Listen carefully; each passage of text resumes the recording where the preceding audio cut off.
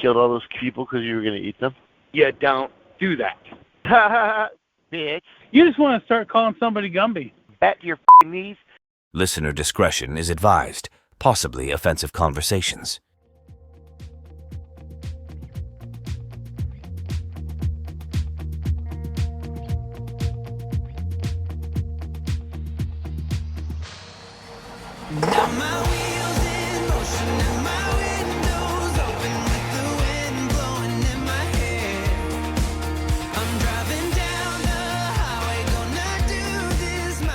Okay, Tank, Viking. We three are old enough to remember when we could still have our rifles and shotguns in our cars at school. Oh, yeah. When it was still a Technically, rule. Unified, they frowned upon that, but yeah. Well, you you were can, in but it has to be in a SoCal. locked case, and you have to actually be in like a. We're not allowed to have them on team. property at all. Nice. Not But at they're in all. your And car, we do not have skeet shooting at our school. We just have a bunch of redneck hunters, okay? They are not allowed to be on the property at all. They are not allowed to be displayed in your back window. They're not allowed to be in a case. Nothing like that. And why? Because, well, for my generation, it started it possibly even, well, no, you guys would have probably already been out of school, but it really started from Columbine, honestly. That tragic night or tragic day at Columbine. That's when it started, is when everything started going on lockdown because people were not being taught at an early age. Now, I mean, you see videos all the time of good parents teaching their kids, you don't touch my guns at all without permission from me. And when you've drilled that into your children's head year after year after year after year from infancy, you don't have stuff like this because they were taught proper gun safety. It's when they're like, oh, don't touch that. You're not even allowed to have a toy gun. That when these kids that get up there, you know, they don't even really know what they're doing. They have no fear for it. They have no consideration for right or wrong because their parents have never actually taught them right or wrong. That's what ends up in situations like this. I know. It's weird. I was never taught like that. My parents were just very passive and quiet about a lot of things. And I just knew where the guns were. And I knew, well, there's two things I knew. You don't go into mom and dad's room at all unless you're told to go in there. Right. Okay? That's one. You got caught in mom and dad's room, it was an ass whooping. So you didn't go into mom and dad's room. Where were the guns? Mom and dad's room. So you didn't touch them because they were where? Mom and dad's room. Right. Therefore, that told me that was dangerous and bad, not to mess with them. But that was parenting. And then when I was about 9 or 10, I went down to Lytle Creek, California, with my sister's friend and her boyfriend / husband now, and went out shooting because he was an avid gun person. And that's how I learned to shoot, was from them, and learned about gun safety. And the first gun I ever got to fire was a handgun, .357 Magnum. See? And that's where we differ because I grew up in a hunting family. Okay? My first gun was a BB gun. A pump action, technically not a BB gun, but a pump action pellet gun, pellet rifle. I got in trouble for one of those, and I didn't even shoot the window out. So keep going. Okay, so we went out with our father rabbit hunting and squirrel hunting with the pellet rifle. We learned gun safety from our father and our mothers teaching us that, but also you don't go into mom and dad's room, you don't go do that, we weren't even allowed to pellet gun unless they were at home. And they knew we had it. We weren't even allowed for target practice, but that was parenting. They taught us from a young age all the way up that you don't use it for anything. And I mean, we were in a hunter safety course by the time we were probably 10 or 11. You know, always treat a gun as if it's loaded. You never point a gun at something unless you plan on killing it to eat it. You know, I mean, I could go through the whole spiel. Can you get out of prison if you tell the officers you killed all those people because you were going to eat them? No. I mean, well, actually, potentially, I suppose you could. I'm gonna use that one. I'm gonna use that one. But no, these are things that we were taught, and we were even taught you don't kill something unnecessary. You don't just shoot a dove because it's flying in the air. You don't just shoot a pigeon. You feed the seagull Alka-Seltzer. We didn't do that either. You don't harm animals for no reason. It harmed itself if it was eating it. It is not intended for food and food only. You do not raise a rifle to it. You do not raise a gun to it at all. You just don't do it. And handguns in my household growing up were non-existent. We only had hunting weapons growing up. 12 gauge, 410, 22, 243, 30-06, your standard classics. Yeah, we only had a 25 deer hunting, Beretta, 30-30 Winchester, and a Sears Roebuck 22. But that's what I'm saying. We had our standard hunting weapons when we were growing up that we were taught proper 100% safety on. And if you did anything that was unsafe, I'm not going to say my father was abusive, but I'm going to say he was on the line.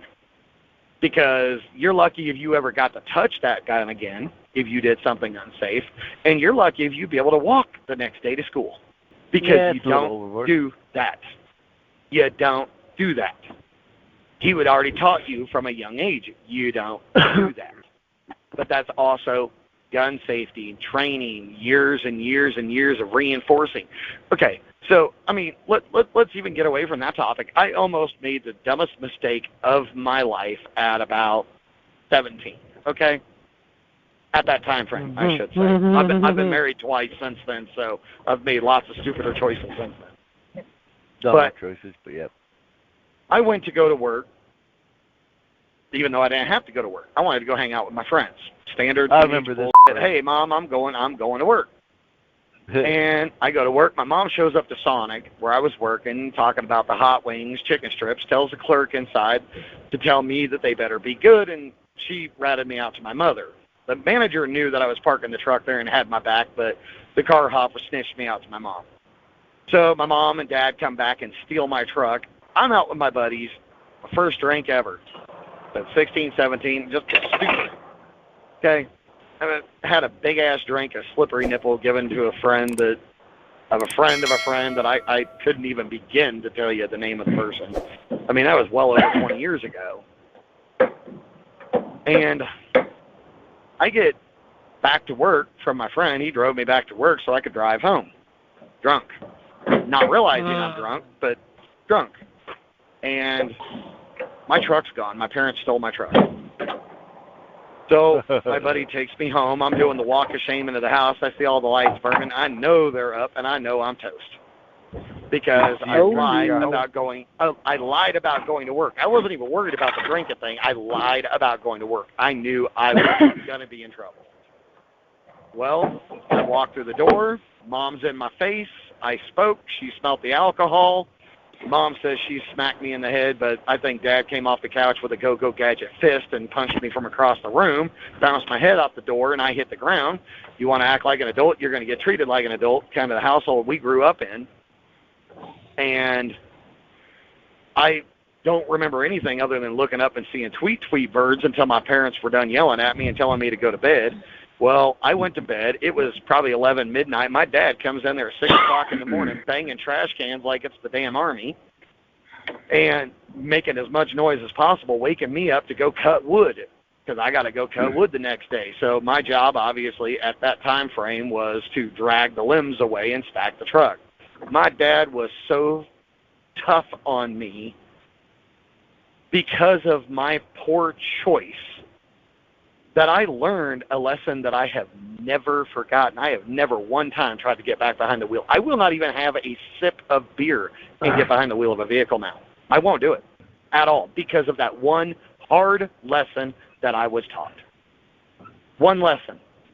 Because my parents cared about me enough to teach me that lesson, and that's parenting. If they care enough to teach you a lesson that you'll never forget, that shows the love. I I've brought the wrong tools to my dad, too, so I'm not exactly one of the big sissy la-las there is today. I think I've been called every name in the book because I brought the wrong tool to my father. But yeah, but also, when you're at work, it makes if your me boss a calls bigger you, man. if you're at work and your boss is a foreigner and he brings up something when he's asking you something, and you tell him, well, what you done? And he says, you're stupid. That's different than your parents telling you you're a dumbass and all this other shit. That's fighting words. Well, But depends. Are you? No, because I look at him, because I'm so gritty now, that I'm just like, hey, thanks, appreciate it. What do you mean, thanks? You think you can insult me, but you're not, because I'm not going to let you under my skin. I'm not going to let you get to me. I'm not going to let you offend me. And that's the problem I let today. it go People are several so soft times, that it and lets it happened under again. their skin. It But it's still getting happened under more your than skin. one time. Yeah, and it's going to, because it happened more than one time. I'm at my limit with it. It happens again. He's going through the wall, not against the wall. Well, that's your personal choice. He already went against the wall as a warning. Next time he goes through the wall. That's your personal choice. But I'm not going to let words my hurt direction me, and because I'm from the generation of sticks and stones. May break my bones, but words will never hurt me. Well, I know you are one of mine. well, yeah. Infinity. That's where you're wrong. Quit hitting yourself. Quit hitting yourself. Because hey, I'm from that I generation put up with it, too, and I put up with it, and I put up with it, and I just was like, you know what? And I finally set down the law, and now here's where it goes. I'm a man of my freaking word. I told him, I'm not this, I'm not that. Don't call me that again, or the next time you do, it will be your last. But instead of letting him under your skin, why not just remove yourself from the situation in general instead of causing bodily harm or causing a threat? Just remove yourself. Because is he worth you? No. Because it's a word. It's not worth it. Because people learn from fear. People do learn from fear. Yes, I will 100% agree with you. Okay. But one, it's not apparently worth he the doesn't. hassle. Apparently he didn't learn from any fear from those kind of things happening for his actions. So what if he finds a person in Chicago that the person, the way they teach fear is to kill you? I just saved a man's life by teaching him a valuable lesson of how not to do it. And when you're warned and told, don't do it again or you're going to go against the wall. Now this time when he went against the wall, he got told, next time you go through the wall. Say something like that again or forget again. And this has been a year in the making since the last time all this happened. I'm not uncondoning it. I'm not condoning it. I'm just saying the next time I'll reinforce his teach fear a lesson to make him understand. But at the same time, in your situation, I better watch what the fuck I'm saying, or I'm going to go through a wall. You have the ability to just walk away from the situation. If it's a situation that you cannot avoid, I don't do that anymore. If I give my word, that you don't to care about, that's it. Walk away. Nope. I used to be that way. And you know what? No more. It's like this. Well, if I give my word on something, and I say this is I don't look good. I don't look good in orange jumpsuits, and I damn sure don't look good in stripes. So I don't look good. And I'm not a fan of khaki or they were actually blue.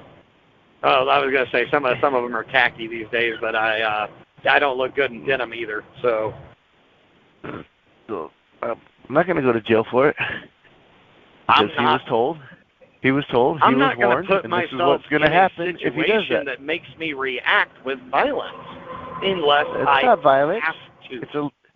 It's like a parenting issue. His parents didn't teach him, so I'm going to. Well, I understand that. I am removing myself from the situation. Why can't we be friends? But I'm doing it in a different manner. Why can't we be friends? You are. I'm doing it Don't in my get me wrong. manner, If you works, cross that line, it's going to work just fine. I will bust your ass. I will a motherfucker up if you cross that line. Don't back me into a corner, or you're going to find out that I don't have a flight. I have a fight response. Well, I am backed in the corner. I have a truck. I have money that has to get taken care of. And these other things, I'm not going to put me in that situation. I make sure I always have nothing behind me so I never get backed into the corner. I always put myself in a protected situation when I can. I would rather protect my own interest and protect myself because I'm not going to do my family any good locked up. Well, then don't get locked up. I didn't get locked up for what I did, and I'm not going to get locked up for what I do if I do it. As you're admitting to something like that on the podcast. No, I'm not going to stand around like, only an idiot will stand around and be like, I did it. I said, I'm not going to then you're a put idiot, myself so then in that situation. I'm going to avoid that situation. You sound like a typical Californian. If you back me into a corner, I'm going to show you why you don't back me into a corner, but try to keep your options open. You have other choices. You're not. California. You are not stuck in one choice. You have multiple choices. And none of the choices work for me. They may not be your option, but it is an option. Not ideal. You may not like I'm your not options, there but anymore. There are Those choices have gotten me nowhere in life. Therefore, they are off the table. I'm a man of my word. I stuck up. I said this is what's going to happen, and that's where it's going to be from this point forward. Let me ask you a question. We're going to go a little personal and a little off topic on this, but let me ask you, what good did it do when you found your wife cheating on you and busted him up? Did it do you any good? Yeah. For the moment, yeah. It actually saved a lot of trouble and headache. At the moment, it might have, but in the long run, did it do you any good? Yeah. No, it didn't. Mentally, spiritually, fundamentally? Did not do anything to cause me nothing. It did me It caused you more problems because it put you under arrest. It put you in a whole bunch of now she's trying to get remarried and you want to get unmarried from the same woman that won't even reach out. She's you got to do some juggling court crap because of it. Yeah. She's already you were divorced. Supposedly. Which means you were divorced without your knowledge and without paperwork even being served, so I don't think I did all the paperwork back in 2006 or 7, February, it was like February 6th of that year, and I did paperwork on it. I served her paperwork on the divorce stuff. I've done all that stuff. She claims to the court and to the world and everybody else that she's turned up stuff in and da-da-da-da-da, which has never been proven because every time I call court, it was never turned in and never followed up by her. Therefore, because I didn't instill my value of you need to do this or else and be a man of my word with it, it hasn't got done. Therefore, I will change the nice kiss ass bullshit, and I will do what I say I'm going to do. But because it that did works. Not help this other any gay ass bullshit doesn't do for nobody. And I mean, I get it. I do. Man, I get it. Believe me. Because when I found out about my friend's daughter getting the beat out of her in Wichita by a piece of drug addict motherfucker, what is the first thing I wanted to do? I wanted to drive up there. I wanted to hunt this dude down, and I wanted to teach him a lesson of why you do not raise your hand at a woman. You do not beat the hell out of a woman. But because of a good friend of mine, what good's it going to do? Nothing. It's going to get me in trouble. That's it. It ain't going to teach him anything because if he's already at that point, he's never really going to learn anything from it. And then at the same time, the girlfriend of the person who was getting her beat up wasn't smart enough to get away from him anyway and put herself right back in the situation. So what good would it have done? Nothing. So why put yourself in a situation? Let them put you in a situation where you have no choice. I didn't do anything with any situation. But I took care of it. That you did. You took care of the situation. That's the trainee becomes the train. Or whatever that saying is. It won't happen again. I can tell you that. Well, not for you because you learned your lesson as well. And I don't think it'll happen to anybody else unless to me, it's a form of bullying that he does to people and controls with the money and the things that he does. I think that's bullying. You also helped teach me from your experience of what I was too blind to see, which helped me out dramatically in my life because of your experience. But this is me. And I'm not speaking like no damn liberal. by any means. I will fight if you put me into a fucking corner. But I am saying spoken like a true liberal. There is no reason to put I you won't in a fight corner. unless you put me in the corner. And that's If how I you put me in the use corner, your you can just spank me and love me.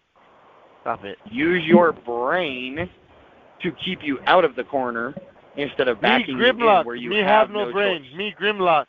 Me have no brain. Me Grimlock. Captain Don't act like a Caveman. Neanderthal. Don't act like a Neanderthal. Act like a Cro-Magnon man that can think on his own. You have other options. Me have club. Me hit you in head. They may not be the options you want, but you always have other options. And I'm not talking about talking my way out of it.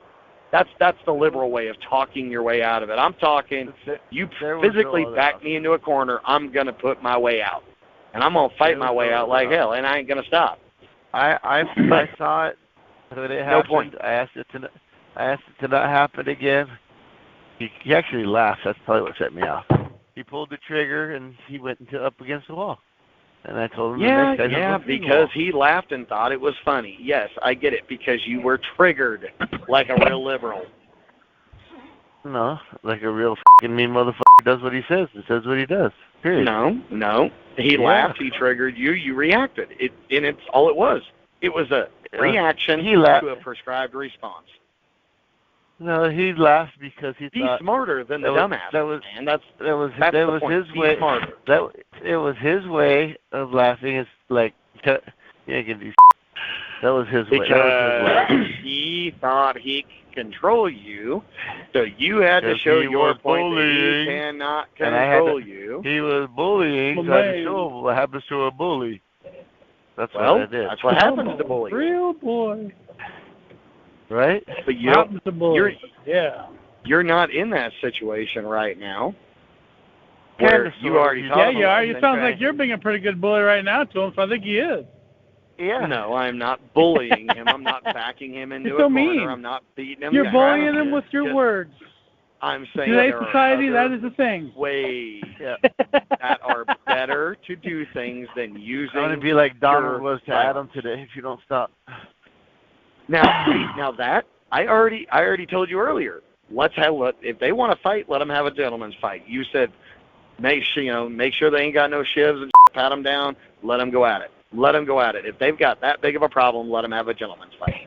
Let them do it together. If you pull a gun on me, I'm going to do my level best to shove that gun straight up your ass. Don't even get it twisted. And I'm not going to put myself in a situation where somebody at work is bullying me.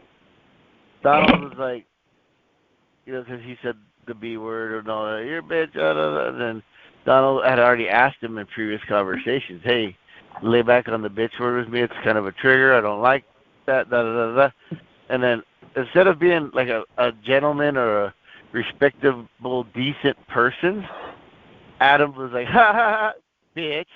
You got sand in your bitch. And Donald was like, motherfucker, you know what? If I ever see you again, I'm going to take a bat to your knees, break your knees, break your and like, he went off, dude. He went like ballistic off. And I was like, that's great. I just let them go at it. And I'm like, well, I need Adam owes me a couple bucks, so can't let you kill him just yet.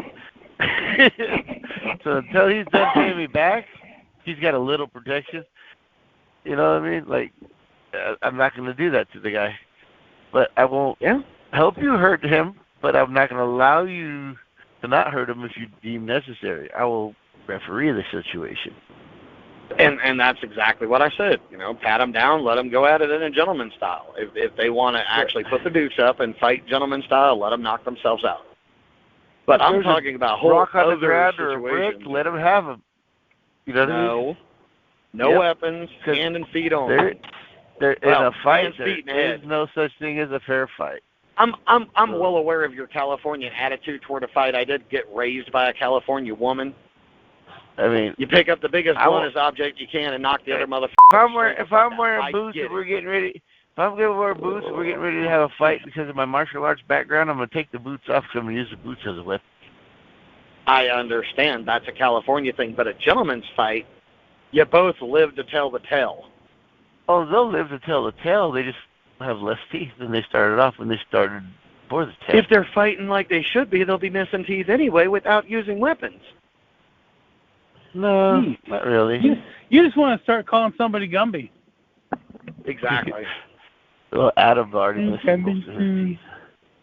But Gumby. you hit right, and you use the right part, and your knuckles are not old and brittle and all screwed up from methamphetamines and cocaine and a whole bunch of other drugs that you've done over the years, you guarantee you're going to knock somebody's teeth out if you hit them just right. Not that hard. Adam was talking about something that happened to him as a kid. He had a piece of glass in his eye, and he had to have eye surgery and all this other shit. And he had a bunch of antibiotics at a young age. And something about the antibiotics, or the whatever was in the antibiotics, actually did something to his face, like the bones in his face and his teeth, and it rotted his roots out or something, because antibiotics destroy, or that type of antibiotics they prescribed back then actually him all up. So it rotted his teeth up or whatever. So he's never been a meth head or whatever. Why I won't take the COVID shot. I'm like, I don't know what's in that. I'm not trusting something that's a year old either, or 2 years at this point, because you guys still ain't got the formula right. Like, but yeah. I mean, that's a perfect example. It's not a vaccine. If you learn they don't have it right history, because they have no reason to test it anymore.